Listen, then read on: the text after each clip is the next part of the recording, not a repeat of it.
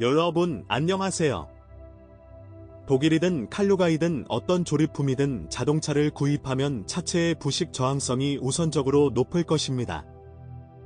물론 사고 후 자동차가 손으로 제작되지 않은 경우에만 가능합니다. 공정하게 말하자면 최초의 국산 자동차는 일부 차체 패널 사이의 간격이 고르지 않은 등 몇 가지 단점을 보여주었다는 점을 지적할 수 있습니다. 사실 그것들은 너무 미미해서 즉시 눈에 띄지 않았습니다. 어쨌든 칼루거가 조립한 장치는 역사적인 고향에서 만든 자동차와 품질 면에서 다르지 않습니다. 그러나 우리 시장에서 티관지에는 자동 조종 장치가 차선, 도로 표시 내에서 차량을 유지하는 적응형 크루즈 컨트롤과 뒷범퍼 아래에서 발 움직임으로 트렁크를 여는 기능과 같은 시스템이 없습니다. 독일인들은 이러한 모든 매력이 우리에게 제대로 작동하지 않을 것이라고 생각했습니다. 어쩌면 그들이 옳을 수도 있습니다. 그러나 개발자는 방음 효과를 분명히 잘못 계산했습니다. 모든 국내 티관 소유자가 표준 소음에 만족하는 것은 아닙니다. 나에게는 전혀 아무것도 아니지만 일반적으로 그들은 휠 아치에 대한 추가 처리를 주문하고 일부 시바라이트는 바닥과 트렁크, 펜더, 도어 및 후드의 단열재로 전체 프로그램을 진행합니다. 그러나 추가 소음은 도로 시약에서 외부 장식의 크롬 부분을 저장하지 않습니다. 러시아의 첫 번째 겨울 이후에는 흐려질 수 있습니다. 사실 딜러는 항상 고객을 중간에 만나고 보증 기간 동안 빛을 잃은 신체 부품을 무료로 교체합니다. 처음에는 내구성이 좋지 않고 브러쉬로 꽤 빨리 문질러지는 열선 아뷰리도 마찬가지입니다. 그러나 모든 엔진은 기술적인 섬세함이 부족하지는 않지만 일반적으로 신뢰할 수 있습니다. 모두 터보 차저 및 직접 연료 분사입니다. 기본 1.4리터 엔진, 125마력은 6단 수동 변속기와 독점적으로 결합되며 전륜 구동 버전에서만 사용할 수 있습니다. 사실 시장에는 그러한 수정 사항이 거의 없습니다. 이 사중주는 이미 어린 시절 질병을 앓았으며 신뢰할 수 있는 것으로 간주됩니다. 사실 터보차저와 연료 펌프는 여전히 위험에 처해 있으며 그녀는 연료와 엔진 오일의 품질에 대해 극도로 까다롭습니다. 150마력 장치는 또한 가장 장밋빛 과거를 가지고 있지 않습니다.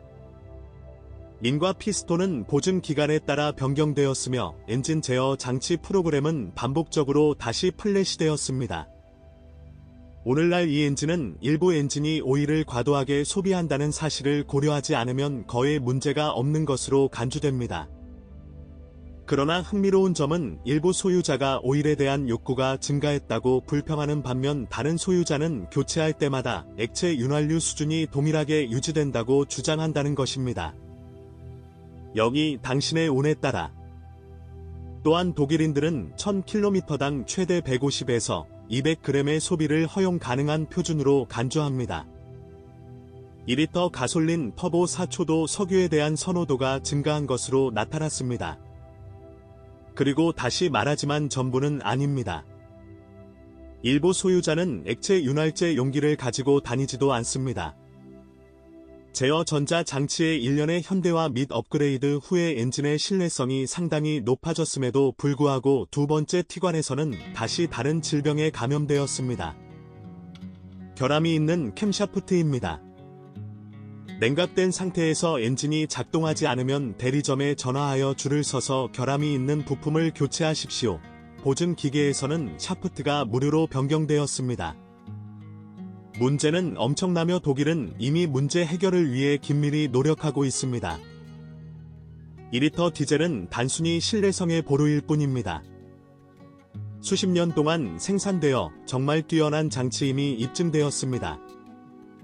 적절한 유지 관리와 고품질 오일 사용을 통해 최대 40만에서 50만 킬로미터까지 지속됩니다. 이 엔진이 80만 킬로미터 동안 지속되었으며 여전히 제대로 작동하는 경우가 있었습니다. 사실 이 기간 동안 최소한 분사 노즐과 예열 플러그는 물론 터빈과 연료 펌프도 변경해야 합니다. 6단 수동 변속기 역시 내구성이 좋다. 중고 티구안에서는 흔히 볼 수 없는 게 아쉽네요. 수동 변속기에서는 9만 킬로미터마다 오일을 교체해야 하지만 제조업체는 장치의 전체 서비스 수명 동안 변속기가 채워지도록 보장합니다. 그러나 이중 건식 클러치가 장착된 7단 로봇의 경우 40에서 7만 킬로미터 후에 오일을 업데이트하는 것이 좋습니다. 이 상자는 이미 폭스바겐의 관심사가 되었으며 고장 빈도의 선두주자였습니다. 최근에는 로봇의 내구성이 향상되었습니다.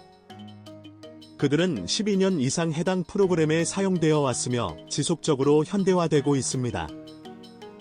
또한 일부 소유자가 이미 10에서 3만 킬로미터에서 기어 박스의 경련에 대해 불평하면 다른 소유자는 150-200 이상 문제없이 DSG-7을 운전합니다. 최신 펌웨어 및 수정 후 클러치 패키지와 메카트로닉스는 10만 킬로미터 지속이 보장됩니다.